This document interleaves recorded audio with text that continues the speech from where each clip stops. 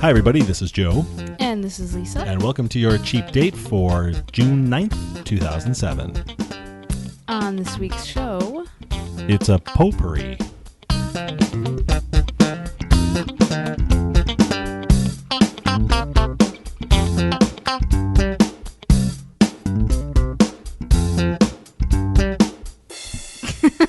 a potpourri of two. A potpourri of two. Does two make a potpourri? I would say not. Okay. Then what would two be? Nor is it a world tour. That's true. Well, we had the culinary world tour last time around. It's an international flight with a really odd layover. Okay, I'll take that. All right, let's just get to it. Let's get right to it. Thanks for joining us, everybody. For those of you who are joining us for the first time, thanks. For those of you who have been around before, also thanks. Thanks all around. Thanks all around. We have two places that we want to talk to you guys about tonight. Two. I'm holding up two fingers. See? One and two. Got it. Okay. I'm down with your two. What are the two places? And they could not be two more diverse cuisines. And yet, in a way, they share a common thread, and we'll get to that later. Okay. First up, El Sombrero. El Sombrero in Mount Prospect, Illinois. You may have guessed that's a Mexican restaurant. Oh. I was shooting for Chinese. It's a Mexican restaurant, if you can believe this, that we had not been to before, or I hadn't been to before, that we hadn't visited together before. I guess I should stop ending sentences with prepositions. I wish you would do that. You mean you wish I would not do that? I wish you would stop. Sorry. You know, Herman Melville ended sentences with prepositions. He did. I can't quote any of them. Yeah, can you quote it? No, but I got an email It's earlier the biggest this week. part that he ever saw the whale swimming in. Dude, that's like poetry. I know. I'm gonna create a haiku while you talk about El Sombrero. My point is, it was an old and it was arbitrary at the time that ending sentences with prepositions, since preposition is from the Latin to go before. Oh. And also because your sentence doesn't really end on a high note when you end it with a preposition. If you say, I am charging into the storm. Yeah. Your sentence ends with a... Storm, it's a strong noun. But if you say... What is it raining for? I don't know. Oh, that's good. Like, to end a sentence with a preposition is just... A preposition is a transitional word. It's not a word that has any meaning in and of itself. Before I charge into the storm, what should I set my drink on? Yes, something like that. Exactly. But then, what was the example they gave? Sometimes you can't avoid it. Like, if you want to say, I'm getting up, that the only other construction is, unless you were to say, now I'm going to stand, but the only other construction is total Yoda. Getting up, now I am. Getting up, now I am. You know, Yoda's the one voice you haven't really... Food eating is I do. No, come on. No, he's not you know an what? idiot. Because Frank Oz does the voice of Yoda. And to me, Yoda just sounds like a combination of Miss Piggy and Bert. Bert and Ernie. What? Someone out there, He's correct the- me if I'm wrong. Just tell me I'll if I'm wrong. correct you right now. He's the Jedi Master. Bert and Miss Piggy are both whiny divas. We'll just see what Ernie has to say about that. Yeah, well. Let's talk about Ernie's Mexican a doormat. All right. Let's talk about Mexican. I don't even know what that means. Please don't call and correct me. You can correct Joe, but I don't want to hear it. Sorry. Let's continue. All right. We're talking about El Sombrero Restaurant, Mount Prospect, Illinois. This is a lunch menu. Oh, no, it's there's dinner not. on the back there.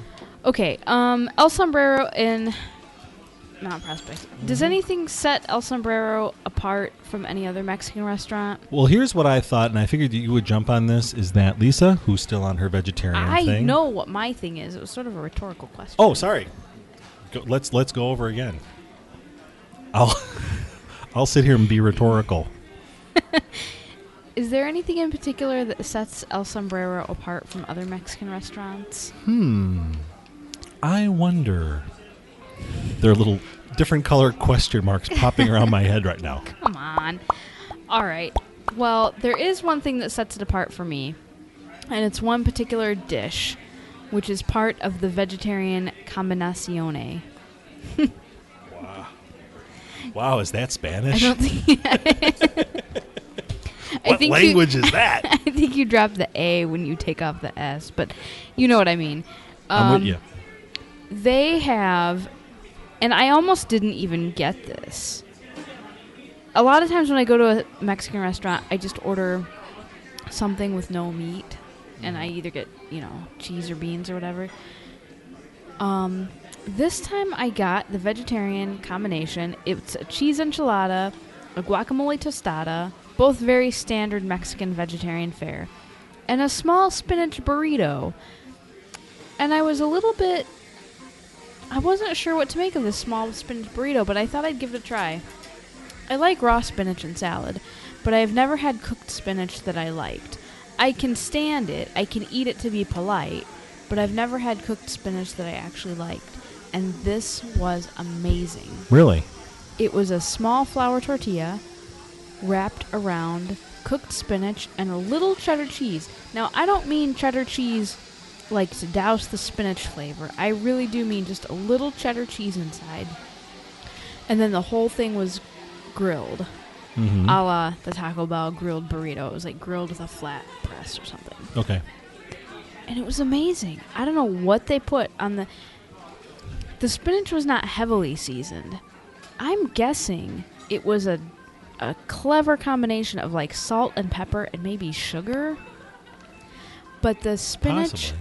was sweet and rich and really delicious. I never thought I would say that. Did it have a definite cooked flavor to it, or did it have like a sweet flavor to it? No, it was definitely cooked. It was 100% wilted, but it didn't have kind of that slimy, like, bitterness that Yeah, no, I know what you're talking about. greens get sometimes. But it was also not too gently cooked. I mean, it was definitely cooked. Mm-hmm. But it wasn't slimy. It was rich. It was dense in the way that cooked spinach is. And it was... it wasn't, like, sugary sweet, but it was pleasantly sweet. In a way that a vegetable is typically sweet. In the way that a nicely steamed carrot might be, I Oh, guess. okay. Although gotcha. carrots are fairly sugary. In the way that... if you've ever had well-cooked cabbage... We're like 4 metaphors deep now, you realize that. Okay, go ahead. These aren't metaphors, they're comparisons. Comparisons, They're sorry. direct comparisons. No, a metaphor would be if I said, it's like... All right, never mind. It's sublime like a summer's day. Yes, with, exactly. Margaritas When you want on your blue grill. Kool-Aid, but you decide to try Purple Saurus Rex, and you don't really think you're going to like it, but then, oh my gosh, it's amazing. I prefer Goofy Grape myself. Well, or that's... Choo Choo Cherry. That's the thing, Joe. You try something new, and you're surprised at how good it is. Fine. At some point. What did you have? I had... We're going to keep this thing on track, folks. That's what we do here at the Cheap Date Show. We. Ooh, burn. Sorry. How long have we been married now? I love you too. How long have we been married? We've never really gotten like this on the show. I know. All lovey-dovey. Aww. 2 months and some change. Wow. It's already starting. Feels like a lifetime. That may feel like a lifetime, but it wasn't like a lifetime when I had my carne asada a la tampiqueña, which I've had in several other restaurants.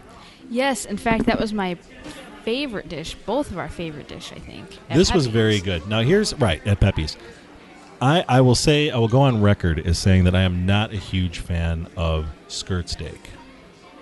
Now, Mitch over at Tuscan Market said that that's his favorite cut of meat, which surprises me because he has fairly gourmet taste. Remember, he was over. Did he say that? Yeah, he did. He said, "I love a good stirk steak. I love a good skirt steak. It's one of my favorites." That's what he said. That's what he said. We'll hold you to it, Mitch. I believe it. Anyway, I'm not a big fan of skirt steak in general, but this was done very, very well. The thing that stands out about what it is, it's a skirt steak. It comes with cheese and their sauce. Like a salsa. Right. Their salsa is very good. It's mild, but it's got a little bit of a bite to it. It doesn't taste like it came out of a can like some places do. This place actually, it tastes really good. It's nice, and it's not overbearing. I typically prefer my salsas a little bit spicier, and they did have it. Was it the green salsa was spicy on the table, or there was a red? I don't remember. There was a red and a green. One was spicy, yeah. One was spicy, so I threw a little bit of that on there, and that just nailed it for me. Oh, good. So that was delicious. It came with a cheese and onion enchilada, which was a really nice little side, but this was really, really good. It was tender, because skirt steak can be tough, as you know. Mm-hmm. And it was actually, it was really, really good. Good. So I was pleased with that. Now, with your vegetarian thing, you actually had enough to bring home, and you had it for dinner one night as well. Mm-hmm. Needless to say, the tostada. Well, we filled up a little on queso fundido. We did have the queso fundido. So I really only got about 6 bites into my entree. The queso fundido was good. I usually like it with a little bit of chorizo, but in honor of my lovely wife's vegetarian mission, I said I will forego the chorizo. But it was very good. And the two of us, now here's another interesting thing, and we're not, this show is not sponsored, and we don't get money for anything, for doing anything. We don't have sponsorship. But we picked up there was a discount on the entertainment book. Every town has those, as you all know. And we were able to use that here, so this was it was a great deal on top of it. Had we not used the coupon, I think for the two of us, we had margaritas too, right? Oh yeah, how was your margarita? My margarita was delicious. I had a gold. No, I didn't have a gold margarita. I had the gold. I had the tradicional. Yeah. Yeah, it was Cuervo Tradicional, which for those of you who know tequila, if you go for Cuervo, you don't go for Cuervo Gold. You go for the Tradicional, or the guy from Spain who said Tradicional. Mm-hmm. So yeah, I paid attention. It was very good. But with the drinks and the two of us, we got out of there. If we hadn't used the coupon, we could have gotten out of there for probably like $35 or $40, I think. Mm-hmm. It was very, very reasonable. So is there anything else you want to say about El Sombrero? It's the #1 Mexican food in the burbs, according to Chicago Tribune. And by the way, I hate it when people use the expression burbs. Okay. It almost grates on me as much as Greater Chicagoland area. My only comment would be I was surprised that they said all that stuff on the menu, and on the coupon it said all that stuff, and I was surprised. I was like, it can't really be that good. But it was really surprisingly good. Yeah. It's like a storefront restaurant. Mm-hmm. And the atmosphere was... It was nice. We sat out on the patio. Mostly to the company. Yeah. We sat out on the patio. They have a lot of regulars there. Let's point that out. Oh, okay. They seem to have a lot of regulars, especially when we walk through the bar. It's like we looked up. It's almost like everybody... Everybody kind of stared at us. Yeah, I think they got a lot of regulars there, which is not necessarily a bad thing. No, that's fine. That's funny, though. I wondered, like they didn't expect people to come walking in that door. Did I grow a fourth arm out of my forehead or something that'd like be that? a third arm. Well, okay, for you maybe. Moving on. The El Sombrero restaurant is located at 1100 South Elmhurst Road in Mount Prospect in the Countryside Court Plaza. This is just south of the intersection of Gulf and Elmhurst Road. So Gulf and 83, just head south, go south of the Dominics. There's a big bank there, and right behind the bank, you'll see a shopping center, and El Sombrero is in there. So it's wonderful. Oh, one other thing, and we're going to have to try this sometime, is there is a network of restaurants in the northwest suburbs of Chicago who deliver, and they're all part of something called 670 Food. Chin's restaurant is part of this, and a bunch of different places where you can call up and they'll deliver this stuff to your house. Right, because you call like this third party, and they place the order and bring you the food. Right. Yeah. So I think we might be trying that sometime right in now. the near future. We might be going Send for that over a sometime in the spinach future. burrito. And now let's change over to something completely different. Shall we? Okay, let's. I'm Lisa's- resetting my mind. Lisa's doing her thing like a Vegas impressionist. She'll turn around and she'll say, and then when she turns around, it's going to be amazing. She's just going to use her presence to evoke Jimmy Stewart or something. Thanks. Thank you, Mr. Gower. Okay. Okay, well, let's talk about the Thai House restaurant in Hoffman Estates, Illinois. As you may guess by the name, this is a Thai restaurant. Exactly. It's also a storefront. Mm-hmm. And when I say storefront, I mean strip mall. And you mean that with all due respect. Well, no, I don't. I mean, it is what it is. Right. Both of these places were really good. Mm-hmm. I mean, storefront as in you can't tell from the outside that they're going to be really good. Right.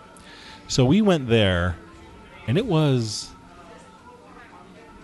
Sunday evening. It was Sunday evening. Yeah. So it was actually a pretty quiet evening. Yes, it was very quiet. And we went there. So we go to this place. The people are very, very nice. Mm-hmm. Our server was very nice. It's right next to a place called, like, Fabulous Hot Dogs or something, or Hot Diggity. What's the place next to it? I don't remember exactly. Some hot dog joint. It's next to where Laserland used to be. Anybody's gonna know in case you needed a that. laser disc. You know what it is? Those of you who are listening to this in Chicago, in the Chicago area, it's across the street from Myota. And any of you computer geeks out there know exactly where I'm talking about. It's on the east side of Roselle Road in this shopping center where the Jewel is. I just thought it was funny that a Thai restaurant was next to a hot dog place. God bless America.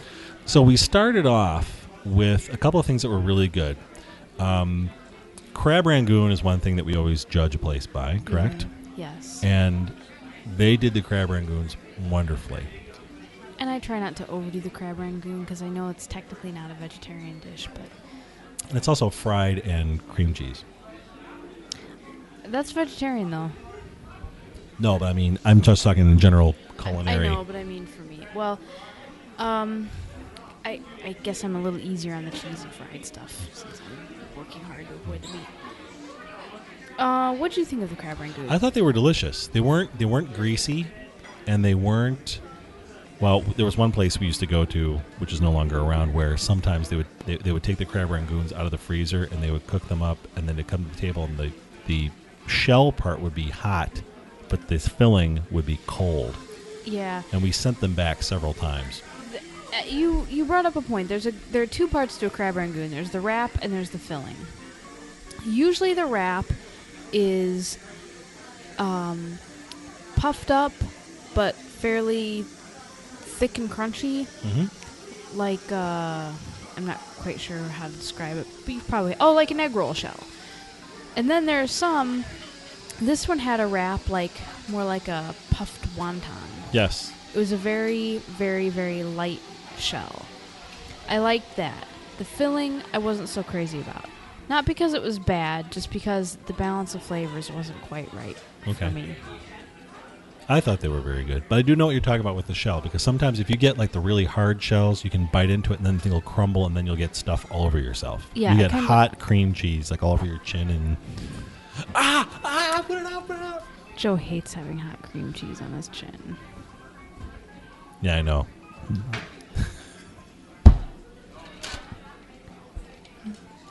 And Joey got his Thai iced tea. I got my as Thai usual. iced tea, which is very good. I love Thai iced tea. Very good. And what I did have also with this as my as part of my appetizer, I had the number 22 noodle soup. Well, it's not called the number 22. It's number 22. Which is basically chicken. It's very similar to what we had at Thai Little Home, the chicken noodles soup. Mm-hmm. This is egg noodles, boneless chicken, and bean sprouts in a distinct chicken broth with sprinkles of fresh green onions. And you know what? That's exactly what it is. This is the most perfect description of any food I've ever ordered in a restaurant. This is exactly what it was. Dead on. It was dead on, and it was delicious. And how was the chicken broth? The broth was delicious. It was sublime. Because the chicken broth can be really one-dimensional, or it can be really... Sometimes in Chinese restaurants when we go, especially if you get like an egg drop soup, they either overdo the egg or they overdo... Sometimes you can tell they kind of use something along the lines of a Lipton or something like that, and it's really overly salty and overly thick and overly yellow. And sometimes I think they just bust open a Swanson's can. Exactly. I don't think that's what they did here. This was actually a very delicate chicken-flavored soup. The noodles were wonderful. They were just... They had the right amount of al dente-ness to them, if I may. No, you may not. You know what I'm saying, though. The right texture. The noodles were the perfect texture. The onions were fresh. The chicken was very perfectly cooked. It wasn't too dry and it wasn't too moist. It was absolutely perfect. So it was great. And it was a huge bowl. I mean, seriously, I could have just had that and I would have been done. However, we went a little bit further, didn't we? We're never done. What did you have? I can't remember. Pad See Ew? No, I had Pad See Ew. Pad Ki Mao. You had Pad Ki Mao, which we learned Pad See Ew and Pad Ki Mao, at least at this restaurant, are exactly the same dish, except Pad Ki Mao has carrots. Right. Yeah. Yeah, but I remember having Pad See Ew with chicken in with carrots in it. So I don't know. I think. Well, I mean, I think maybe it's the other way around. Vegetables, it's sort of open to the restaurant's interpretation of exactly which vegetables should go in it. So I had the Pad Ki Mao with tofu, and it was wonderful. I ordered it. They actually have a 7-star rating system, which kind of threw me for a loop. I ordered 3, and it was perfect. Mm-hmm. It was fresh and tasty and not too heavy on the sauce. Just the way I like it. And I had the Pad See Ew, which is, as we've talked about other Thai places, that's sort of the standard that I judge things by. Mm-hmm. And I asked for 3 stars also. And it was actually spicier than other places 3 stars. I would agree with that. They went a little bit on the higher end of the spiciness. But you know what? I was glad that happened. I was glad to see that. Because sometimes you worry that some places you say 3 stars and they really dial it way down. Oh, and then I've it's had like, 3 stars. It was completely lame. Yeah. But this was good. This was a great balance. It was spicy. And then they also gave us a little jar of the what our pals Tammy and Bridget refer to as the rooster sauce. The chili sauce. Yeah.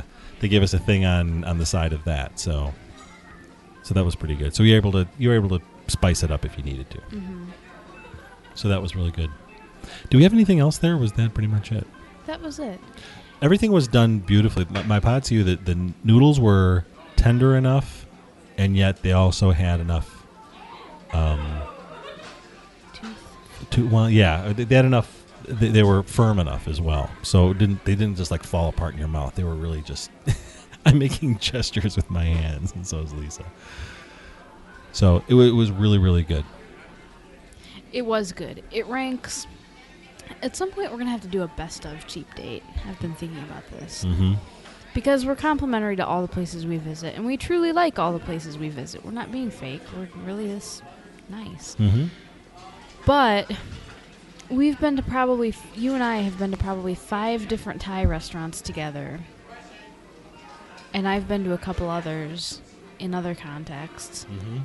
And I can rank them. Yes, you can. And this one ranks as not like phenomenal Thai, but really good solid Thai. Serviceable Thai. Yeoman Thai. I don't mean to talk it down like that because we don't do that. We don't usually talk about the shortcomings of our dining experiences, but it's just that it's not okay. I'll admit, alt Thai is. I get giddy just thinking about it. Sure. It's out of this world. But if I'm craving some spicy tofu, and I crave spicy tofu more than you might think, this is a place I would go and know that I'll have a good, satisfying dining experience. Mm-hmm. Yeah. You summed up very beautifully. It ranks right in. It's a little bit further away from us. Yeah. Than it's our the other side places. of the mall, but that's okay. But it ranks right in there with... Bangkok? Thai Little Home? I'd say it's a notch below Bangkok, but right in there with Thai Little Home. Okay. very good. And it is, as we said, it's very good. And the two of us... Which is a place we go, Thai Little Home, quite frankly, we go there a lot because it's close and because we know what we'll get, and we know we'll get it fast, and we know what the kids like, and it's just, there are those places like our Peppy's Face. Yeah, that's true. There are those places where it's nice to go because you don't even have to look at the menu. You just know. Right. And this is in that echelon. Okay. Ooh, it's an echelon now. We've created an echelon. Is there an echelon besides the upper echelon? I don't know. Can you say it's like the medium, the good solid? I'm sure we'll hear about it. Now you've thrown it out there, so. And from a cost standpoint, the two of us got out of there. You had an iced tea? A regular iced tea? Regular iced tea. And dinner for two of us was... well, again, we had a coupon. It would probably would have been around $35-40, I think, with tip and everything else. And it was beautiful. Like I said, the service was wonderful. It was very attentive. They have this really... you got to remember, that's with an appetizer and soup and a Thai exactly. iced tea. So it's... We order a lot of food. It's very reasonable. It definitely qualifies for the cheap date. So there you have it. The Thai House restaurant is at 1041 North Roselle Road. That is just south of the intersection of Gulf. Hey, same street as the Mexican place. Wow. Just south of the intersection of Gulf Road and Roselle Road on the east side of the street in the shopping plaza that's there where the Jewel and a bunch of other stuff is there. And that's in Hoffman Estates, Illinois. And they're open till 9:30 or 10:30 Saturday, Friday and Saturday nights are open till 10:30 p.m. Oh. So that's let's get in the car and go now. It's so dear. So that's the Thai House in Hoffman Estates. Okay, baby. All right. That's it. That's our world tour. We were supposed to have a really weird layover. Where was our layover? I don't know. It was like a flight to Mexico with a layover in Thailand. Yeah. That's sort of going the long way around. And my point exactly. Exactly. So or good. a flight to Thailand with a layover in Mexico. Mm-hmm. Which is also very weird. Whoa. So You're totally boggling my mind now. Dude. Get the globe. Okay, thanks for listening, everybody. And don't forget, if you enjoyed this, make sure to go over and check out our other show, Discover Woodfield, at discoverwoodfield.com. You can also subscribe to it through iTunes. And for those of you who have joined us because you've heard Discover Woodfield, welcome. And for those of you who are listening to us, check out Discover Woodfield because we reviewed the play Don't Dress for Dinner, which is playing at the Metropolis Arts Center in Arlington Heights. Fine show. We had a good time there. Mm-hmm. Okay. And in the meantime, if anyone wants to get a hold of us, Lisa, how should they do that? Probably the best way is by email. Really? Dish. I don't have to do http:// No, but dish listen. at Dish. Get it? Like dish. Oh, like we're dishing on. Oh, okay. At cheapdateshow.com. And that email will come straight to us. It'll come straight into our inbox. It'll wind up right here on our dining room table. That's totally awesome. I can't know. wait. Thanks to those of you who have been sending the emails and the voicemails and everything else. We really appreciate it. Oh, the voicemail. We need to talk about that. 206-203-3283. That is how you can leave us a voicemail. And we promise we'll listen to it. And That's all we promise. We're nice people. Yes, we're nice people. Okay, thanks for listening, folks. We will talk to you in a couple weeks. Good night.